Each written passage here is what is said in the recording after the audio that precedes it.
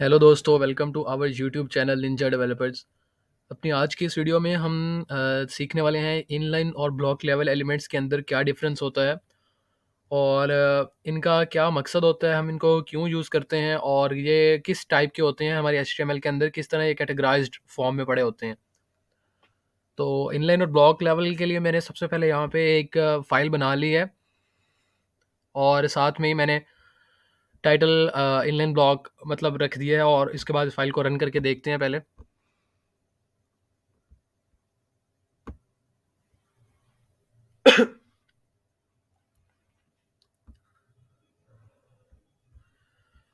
जी, तो हमारी जो डॉक्यूमेंट है, फ़ाइल हमारी जो है वो रन हो चुकी है। आप देख सकते हैं हमारा जो टाइटल है इनलाइन ब्लॉक का वो भी यहाँ पे हमें शो हो रहा है। वो भी हमारा यहाँ पे इनलाइन ब्लॉक शो हो रहा है। और वापस हम एडिटर में आ जाते हैं। मैं इस टर्मिनल को क्लोज़ कर देता हूँ क्योंकि हमें इसकी ज़रूरत नहीं है अभी। इनलाइन और ब्लॉक लेवल एलिमेंट के बारे में मैं सबसे पहले आपको एक स्मॉल इंट्रोडक्शन देना चाहता हूँ। तो स्मॉल इंट्रोडक्शन इसका इस तरह से कुछ है कि जैसे आप देख लें कि इनलाइन एलिमेंट्स हमारे वो एलिमेंट्स होते हैं जो अपनी ही अपने कंटेंट के मुताबिक अपनी विड्थ कवर करते हैं। ठीक है? मैं आपको दोबारा से कुछ इसको डिटेल में भी एक्सप्लेन करूँगा जब मैं इनके टैग्स का यूज़ करते हुए आपको समझाऊँगा। मैं सिर्फ़ शॉर्ट इंट्रोडक्शन दे रहा हूँ। इनलाइन एलिमेंट्स ऐसे एलिमेंट्स जो अपने कंटेंट से रिलेटेड विड्थ कवर करें, वो इनलाइन लेवल के एलिमेंट्स होते हैं। और दूसरी तरफ हमारे पास ब्लॉक लेवल एलिमेंट्स आ जाते हैं। ब्लॉक लेवल एलिमेंट का मतलब है कि वो पूरा एक ब्लॉक है। मतलब कि जैसे आप देख रहे हैं यहाँ पे, यहाँ से लेके यहाँ तक ये वाइट कलर हो चुका है बैकग्राउंड पे, तो ये एक पूरा ब्लॉक बन चुका है। तो ये इस तरह के जो एलिमेंट्स जो पूरी विड्थ कवर करते हैं, हमारी स्क्रीन की 100% विड्थ पे चले जाते हैं, उनको हम कहते हैं कि वो ब्लॉक लेवल एलिमेंट्स हैं। ठीक है? इनलाइन एलिमेंट जो होगा वो सिर्फ़ अपने अपने कंटेंट के रिलेटेड विड्थ कवर करेगा। जैसे कि आप यहाँ पे देखें कि ये जो जैसे मैंने बॉडी का टैग इधर रखा हुआ है, तो ये बॉडी की जो जो कंटेंट है BODY, इसने इतनी ही विड्थ ली हुई है, बाकी सारी ये खाली आ रही है। ठीक है? लेकिन जो ब्लॉक लेवल होगा, बेशक उसका टेक्स्ट इतना हो, लेकिन वो विड्थ जो है वो यहाँ तक पूरी कंप्लीट ही कवर कर रहा होगा। ठीक है? मैं उम्मीद करता हूँ ये थोड़ा बहुत आपको समझ आई होगी बात। बाकी मैं आपको ब्रीफली इसको एक्सप्लेन करता हूँ अब टैग्स के साथ। एग्ज़ाम्पल के तौर पे मैं सबसे पहले यहाँ पे एक पैराग्राफ का टैग बनाता हूँ, बल्कि हेडिंग बना लेते हैं। मैंने H1 का टैग बनाया और आपको मैं ये बता दूँ कि जितने भी ब्लॉक लेवल एलिमेंट्स हैं, उनकी जो मैं आपको मेन एग्ज़ाम्पल्स दे देता हूँ। हेडिंग्स जितनी हैं हमारी वो सारी ब्लॉक लेवल हैं। जितनी भी हेडिंग्स हैं H1, H2, H3, H4, H5 and H6, ये सारे ब्लॉक लेवल एलिमेंट्स हैं। फिर उसके बाद पैराग्राफ का टैग आता है, वो भी हमारा ब्लॉक लेवल की कैटेगरी में होता है। ठीक है? हेडिंग, पैराग्राफ और लिस्ट जो है हमारी, अनऑर्डर लिस्ट का जो टैग है वो, ये सारे हमारे ब्लॉक लेवल एलिमेंट्स हैं। तो चलिए थोड़ा इसको एक्सप्लेन करने की कोशिश करता हूँ। मैं यहाँ पे लिखता हूँ फर्स्ट ब्लॉक लेवल एलिमेंट। आपको इस चीज़ का ध्यान रखना है कि ये फर्स्ट का मतलब ये नहीं है कि ब्लॉक लेवल के अंदर भी कैटेगरीज़ हैं। ये मैंने बस हेडिंग रखी है कि ये फर्स्ट एलिमेंट है ब्लॉक लेवल का। ठीक है? मैं इसी को कॉपी पेस्ट दोबारा कर लेता हूँ। इसको हम सेकंड लिख देते हैं। इनको स्टाइल देने के लिए मैं यहाँ पे क्लास लगा लेता हूँ। फिर फर्स्ट एलिमेंट लिख लेते हैं and I will copy this same class, paste it here और यहाँ पे फर्स्ट की जगह हम सेकंड लिख लेते हैं। तो ये हमारे फर्स्ट एलिमेंट और सेकंड एलिमेंट की क्लासेस बन चुकी हैं। फाइल को सेव करके वापस जाके रिफ्रेश करते हैं। जी, तो यहाँ पे हमारे पास हेडिंग्स जो हैं हमारी वो आ चुकी हैं, first block level element and second block level element. तो अब मैं आपको ये बताना चाह रहा हूँ, मैंने आपको जैसे इंट्रो में बताया इनके कि जो हमारा ब्लॉक लेवल होता है, ब्लॉक लेवल एलिमेंट, उसका ये मतलब होता है कि बेशक उसका टेक्स्ट इतना है। आप देख रहे हैं इस फर्स्ट ब्लॉक लेवल एलिमेंट का टेक्स्ट कितना है, इतना सा टेक्स्ट है। लेकिन ये जो विड्थ है ना, ये विड्थ यहाँ तक कवर कर रहा होगा 100% तक। ठीक है? मैं बैकग्राउंड कलर दे के भी आपको ये समझाता हूँ, आपको उम्मीद करता हूँ बहुत अच्छी समझ आएगी उससे। तो ये यहाँ तक कवर करेगा। अगर आप एज़्यूम करें कि ये यहाँ तक कवर कर रहा है, तो देखें ये जो नीचे सेकंड ब्लॉक लेवल एलिमेंट आ रहा है, ये नीचे क्यों गया? आप ये सोचें, खुद से सोचें।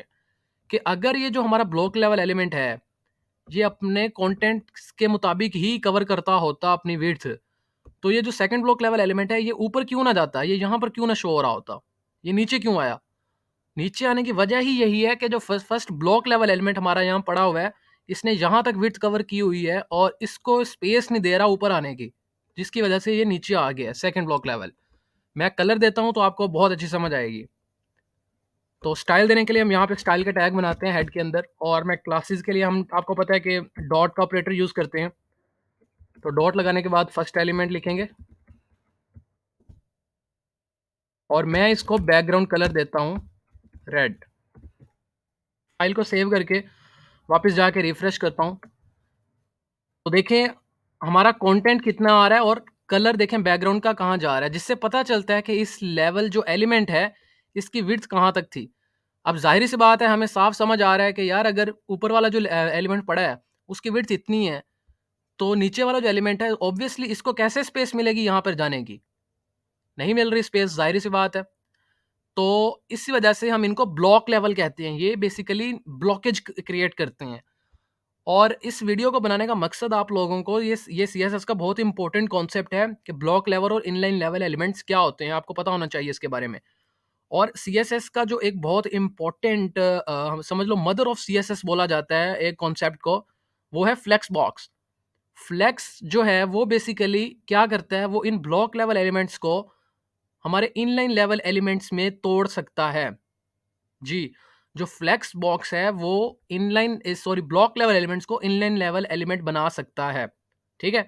हम इससे जो अगली वीडियो में बनाऊँगा वो मैं फ्लेक्स बॉक्स के ऊपर बनाने वाला हूँ। सीएसएस का फ्लेक्स बॉक्स आपको समझ आएगा, जिससे आपको पता चलेगा कि हम किस तरह से एलिमेंट्स को सेंट्रलाइज़ कर सकते हैं हॉरिज़ॉन्टली, वर्टिकली, या किस तरह से हम एलिमेंट्स को यहाँ से लेफ्ट से राइट लेके जा सकते हैं।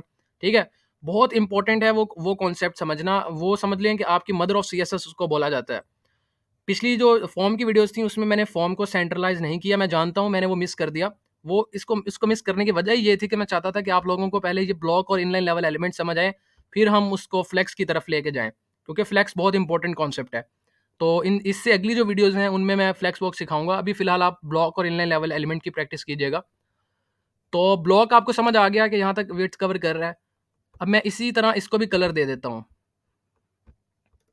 ताकि आपको दोनों क्लियर हो जाएँ। हम इसको दे देते हैं सेकंड एलिमेंट। फाइल को सेव करके वापस जाके रिफ्रेश करता हूँ, कलर चेंज कर लेते हैं। जी, तो दोनों देखें, दोनों ब्लॉक लेवल एलिमेंट्स हैं। अगर आपको कन्फ्यूजन हो रही है कि यार ये तो दोनों H1 के थे, तो ये तो ब्लॉक हो गए होंगे, तो आप चेंज भी कर सकते हो इसको। मैं आपको दिखा देता हूँ। मैं इसको H1 से H2 कर देता हूँ। आपको दोनों तरफ से टैग को चेंज करना ज़रूरी है। मैंने एक एक्सटेंशन डाउनलोड की हुई है, जिसकी वजह से मैं एक तरफ से अगर चेंज करता हूँ, तो दूसरी तरफ से ऑटोमैटिकली हो जाता है। आपको दोनों तरफ से करना ज़रूरी है। फाइल को सेव करके वापस जाके रिफ्रेश करेंगे, तो देखें ये वाला जो हेडिंग की थी H2, ये भी ब्लॉक लेवल है। अब मैं इसको पैराग्राफ में कन्वर्ट करता हूँ। फाइल को सेव करके रिफ्रेश किया तो देखें जो हमारा पैराग्राफ था वो भी ब्लॉक लेवल है। Block level means 100% width cover करना। ठीक है? तो जब उसने 100% विड्थ कवर की तो ऑब्वियसली वो ब्लॉक हो गया। ये 100% अपने पेरेंट के अकॉर्डिंग कवर कर रहा है। ये पेरेंट और चाइल्ड का जो कॉन्सेप्ट है ये आपको तब समझ आएगा जब मैं फ्लेक्स बॉक्स स्टार्ट करवा दूंगा। मैं इसीलिए अभी ये टर्म यूज नहीं कर रहा था पेरेंट वाली, ताकि आप लोग कंफ्यूज ना हो जाओ कि पेरेंट क्या होता है और चाइल्ड क्या होता है। ठीक है?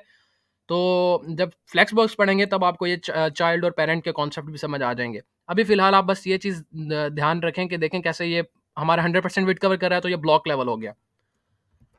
अब हमारे पास जो मज़ीद इनलाइन लेवल एलिमेंट्स आते हैं वो कौन से होते हैं, मैं आपको बता देता हूँ। हमारा जो इमेज का टैग हमने पढ़ा, वो इमेज का जो टैग था वो भी हमारा इनलाइन लेवल एलिमेंट था। हम अगर स्पैन का हमने टैग पढ़ा, ये स्पैन का जो टैग है ये भी इनलाइन लेवल एलिमेंट है। हमने जो लिंक्स बनाने के लिए एंकर का टैग पढ़ा, ये जो एंकर का टैग है ये भी इनलाइन लेवल एलिमेंट है। तो चलिए हम इन स्पैन को और इस एंकर के टैग को चेक करते हैं कि ये किस तरह इनलाइन है और एक वाकई इनलाइन है या नहीं है, किस तरह वेरीफाई करते हैं, हम इनको देखते हैं। मैंने स्पैन के टैग में लिखा I am an inline element.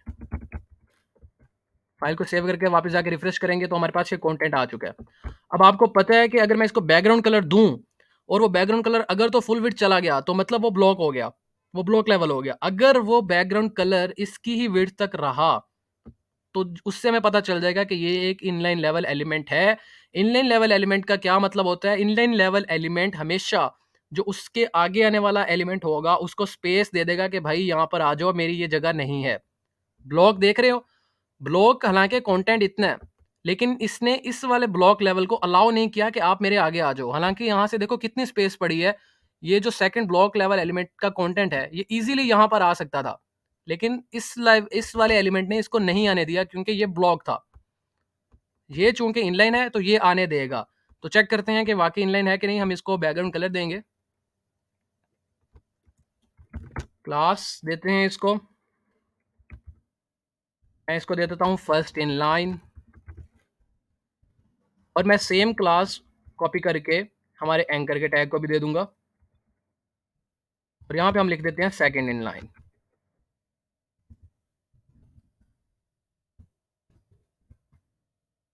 एचआरईएफ के अंदर मैंने हैशटैग खाली छोड़ दिया क्योंकि हमें फिलहाल किसी और पेज पर रीडायरेक्ट करवाने की ज़रूरत नहीं है। मैं अभी इसके अंदर यहाँ पे कुछ नहीं लिखूंगा, मैं सिर्फ आपको इनलाइन एक चेक करवाना चाह रहा हूँ। तो हम सिर्फ फर्स्ट इनलाइन को पहले देखेंगे ताकि आप लोगों को ये कॉन्सेप्ट क्लियर हो कि वाकई ये इनलाइन जो है ये अपने टेक्स्ट के अकॉर्डिंग ही विड्थ कवर करता है। मैं बैकग्राउंड कलर इसको एक्वा दे देता हूँ। फाइल को सेव करके वापस जाके हम रिफ्रेश करेंगे तो देखें, यहाँ से हमें क्लियर हुआ कि ब्लॉक लेवल और इनलाइन लेवल एलिमेंट्स में क्या फ़र्क होता है। किस तरह ब्लॉक लेवल एलिमेंट पूरी विड्थ कवर करता है और इनलाइन लेवल एलिमेंट्स हमेशा अपनी विड्थ के अकॉर्डिंग अपने टेक्स्ट के अकॉर्डिंग विड्थ को कवर करते हैं। अब मैंने आपको बताया कि देखो साफ समझ आ रही है ये चीज़, ये कॉन्सेप्ट साफ समझ आ रहा है कि यार अगर इस लेवल एलिमेंट की इतनी ही विड्थ है तो ऑब्वियसली इसके नीचे जो एलिमेंट आएगा ये उसको स्पेस देगा कि आप यहाँ से स्टार्ट हो जाओ। ठीक है। अब मैंने इसके नीचे कौन सा टैग बनाया हुआ है? एंकर का टैग बनाया हुआ है। एंकर का टैग मैंने आपको बताया इनलाइन लेवल की कैटेगरीज में फॉल करता है। तो जब ये इनलाइन की कैटेगरी में फॉल करेगा तो जाहिर सी बात है इनलाइन के आगे इनलाइन आ सकता है।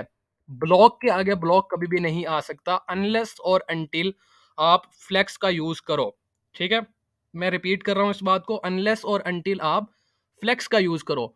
ठीक है, सीएसएस का जो मैंने इंपॉर्टेंट कॉन्सेप्ट बताया फ्लेक्स का, जिसके बारे में मैं नेक्स्ट वीडियोज बनाऊंगा, जब तक आप वो यूज नहीं करते तब तक आप ब्लॉक के आगे ब्लॉक कभी भी नहीं ला सकते। इनलाइन के आगे इनलाइन ऑब्वियसली आप ला सकते हो विदाउट यूजिंग फ्लैक्स। इनलाइन के आगे ब्लॉक लेवल लाना हो तब भी आपको फ्लैक्स का यूज करना जरूरी है।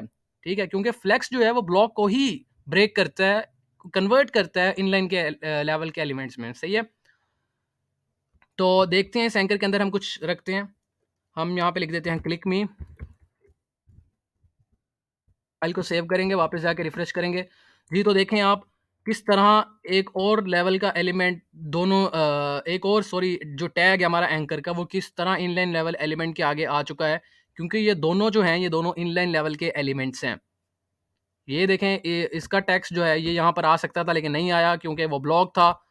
सेम गोज फॉर दिस, इसका टेक्स्ट इतना है लेकिन आगे स्पेस थी तो ये क्लिक मी यहाँ पर आ गया। मैं इसको कॉपी पेस्ट करता हूँ आपको दिखाने के लिए कि जब तक हमारी विड्थ कंप्लीट नहीं हो जाती ये तब तक शो होता रहेगा। देखें ये इसी लाइन में सारे बन रहे हैं। जैसे ही मैं इस लाइन को कंप्लीट करूंगा, फाइल को सेव करके वापस जाकर रिफ्रेश करूंगा, तो देखें नीचे से किस तरह से यहाँ से स्टार्ट हो चुका है, बजाय कुछ यहाँ पे कुछ मसला बनने के, कुछ स्पेस के। तो इनको कहते हैं इनलाइन लेवल एलिमेंट्स। तो उम्मीद करता हूँ कि आपको कुछ यहाँ पे कॉन्सेप्ट क्लियर हुआ होगा।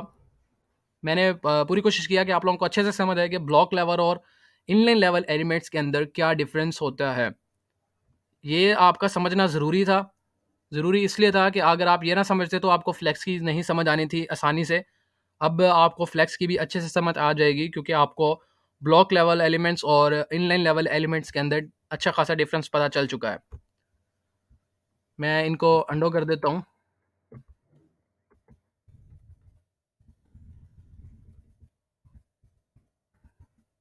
जी, तो यहाँ पर हम आ चुके हैं दोबारा। आपको मैंने बताया कि हमारा जो इमेज का टैग है वो भी इनलाइन लेवल एलिमेंट है। तो चेक करते हैं यहाँ पे हमारे पास इमेजेस पड़ी हुई हैं कि नहीं। जी, ये मेरे पास एक इमेज पड़ी हुई है एरो डाउन डॉट png। तो इसी को लगा के चेक कर लेते हैं फिलहाल सिर्फ एज एन एग्जांपल। इमेज का टैग लिया, सोर्स के अंदर हमने चेक किया यहाँ पे एरो एरोडाउन.png को, फाइल को सेव करके वापस जाके रिफ्रेश किया। तो यहाँ पे हमारी इमेज का जो टैग है वो लग चुका है। लेकिन इस इमेज के अंदर क्योंकि ये काफ़ी इसकी जो डायमेंशंस हैं वो ठीक नहीं है। हाइट और विड्थ का इश्यू है जिसकी वज़ह से इसका मसला बन रहा है। तो मैं यहाँ पे एक डिव बनाता हूँ। इस डिव में इसको हम रख देते हैं। जी, तो आपको इस डिवीज़न का भी पता चला होगा कि अब डिवाइडर इसको भी आप डिवीज़न बोल लो या डिवाइडर बोल लो। इसको यूज़ करने का क्या मकसद होता है? देखें, जैसे पहले मैंने यूज़ किया तो कुछ इश्यू बन रहा था, लेकिन मैंने आपको बताया कि हमारा डिवाइडर का मतलब ये होता है, इस डिव का मतलब ये होता है कि आप एक स्पेसिफिक पोर्शन का कोड इसके अंदर करने जा रहे होते हो। तो मैंने कैसे इसके अंदर इमेज लगाई तो आपको सामने प्रॉपर सेंस बन रही है। अगर मैं इस इमेज को कॉपी करके दोबारा पेस्ट करूँ, तो क्या लगता है आपको कि ये जो दूसरी इमेज है ये कहाँ जाएगी? जल्दी से आप अपने आप से पूछें ताकि आपका कॉन्सेप्ट क्लियर हो। जी, अगर तो आपका जवाब है कि जो हमारी सेकंड लेवल की ये जो इमेज है, ये इस एरो के आगे ही आएगी, तो आपका जवाब बिल्कुल दुरुस्त है। क्योंकि ये दोनों इनलाइन लेवल एलिमेंट्स हैं, तो inline level element obviously inline level element के आगे ही आएगा। फाइल को सेव करके रिफ्रेश करेंगे।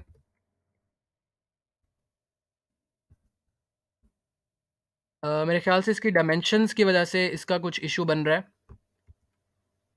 हम इनकी हाइट और विड्थ फिक्स कर देते हैं। मैंने इनको स्टाइल नहीं किया हुआ, तो मैं इनकी हाइट जो है वो फिक्स कर देता हूँ।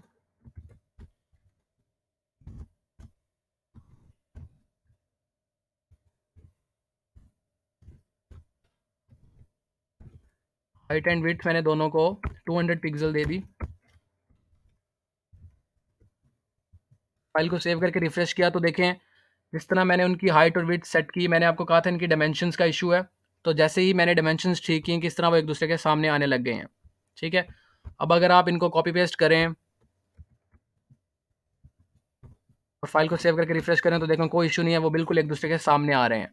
वो पहले जो इशू क्रिएट हुआ था वो इनकी डायमेंशंस की वजह से हुआ था। मैंने अब इनको फिक्स कर दिया कि 200 पिक्सल्स के हैं ये, तो इसलिए अब कोई इशू नहीं बन रहा है यहाँ पे। जी, तो ये कुछ था हमारा ब्लॉक लेवल और इनलाइन लेवल एलिमेंट्स से रिलेटेड आज की इस वीडियो में। उम्मीद करता हूँ कि आपको ये जो हमारा इनलाइन लेवल और ब्लॉक लेवल का कॉन्सेप्ट है ये समझ आया होगा। अगर आपको कोई भी इश्यू है इसमें तो आप कमेंट बॉक्स में मुझसे पूछ सकते हैं। तो मिलते हैं अपनी अगली वीडियो में जिसमें हम सीएसएस के फ्लेक्स बॉक्स के बारे में सीखने वाले हैं। बहुत शुक्रिया हमारी वीडियो देखने के लिए। अगर आपको पसंद आई है तो काइंडली लाइक, शेयर और कमेंट कर दीजिएगा और चैनल को सब्सक्राइब भी कर दीजिएगा।